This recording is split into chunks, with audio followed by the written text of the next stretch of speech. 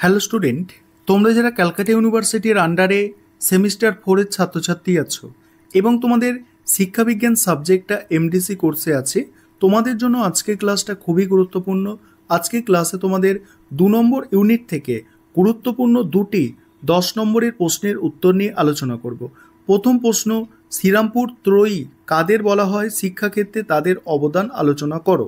শ্রীরামপুর ত্রয়ী বলতে ঊনবিংশ শতাব্দীর প্রথম দিকে শ্রীরামপুর ব্যাপটিস্ট মিশনের 3জন বিশিষ্ট missionary William carry, William word এবং জোশুয়া মার্সম্যানকে বোঝায়।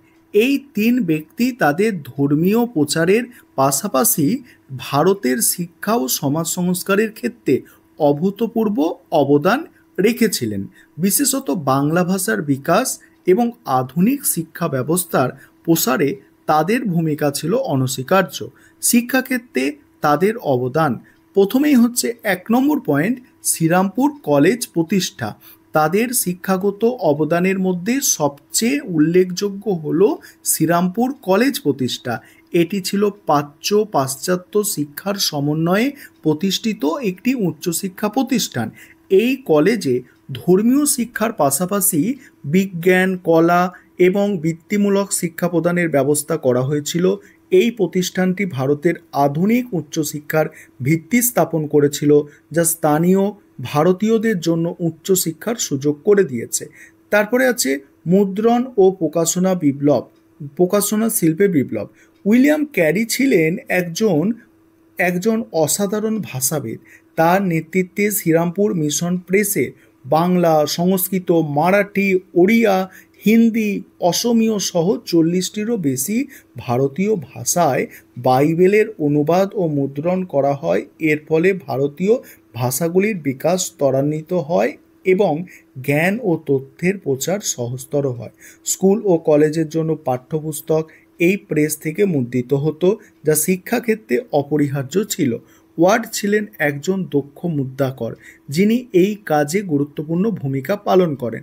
3 নম্বর পয়েন্ট হচ্ছে বাংলা ভাষার বিকাশ ও ব্যাকরণ রচনা।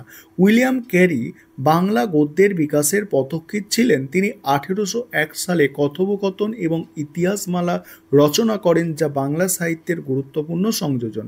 তার রচিত a grammar of Bengali language বাংলা ব্যাকরণের প্রথম সম্পূর্ণ গ্রন্থ, যা বাংলা ভাষার সঠিক কাঠামো নির্মাণে সহায়ক হয়েছিল। জোশুয়া মার্সম্যানও বাংলা ও সংস্কৃত ভাষার গবেষণায় উল্লেখযোগ্য ভূমিকা পালন করেন। পরের পয়েন্ট হচ্ছে প্রাথমিক ও মাধ্যমিক শিক্ষার প্রসার। শ্রীরামপুর ত্রয়ী শুধুমাত্র উচ্চশিক্ষা নয়, প্রাথমিক ও মাধ্যমিক শিক্ষার প্রসারেও মনোযোগ দিয়েছিলেন। তারা শ্রীরামপুরের আশেপাশে অসংখ্য প্রাথমিক বিদ্যালয় স্থাপন করেন, যেখানে স্থানীয় শিশুদের বিনামূল্যে শিক্ষা প্রদান করা হতো। এই বিদ্যালয়গুলি ধর্মীয় শিক্ষার পাশাপাশি বাংলা ভাষা, গণিত এবং সাধারণ ভাষা শেখানো হতো।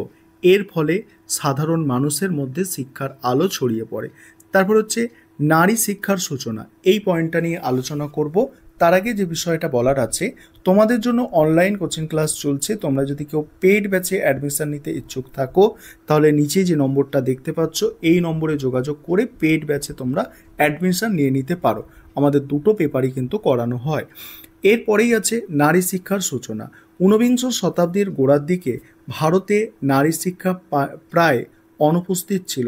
শ্রীরামপুর ত্রয়ী নারী শিক্ষায় গুরুত্ব উপলব্ধি করে প্রথম দিকে মেয়েদের জন্য বিদ্যালয় স্থাপন করে। জোশুয়া মার্সম্যান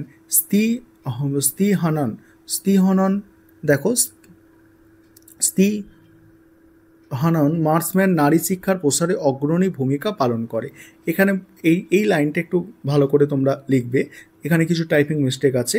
এখানে লিখবে জোশুয়া মার্সম্যান স্ত্রী শিক্ষার প্রসারে অগ্রণী ভূমিকা পালন করেন। ঠিক আছে, এটি ছিল তৎকালীন রক্ষণশীল সমাজের একটি যুগান্তকারী পদক্ষেপ এবং ভারতে নারী জাগরণের এক সুদূরপ্রসারী প্রভাব।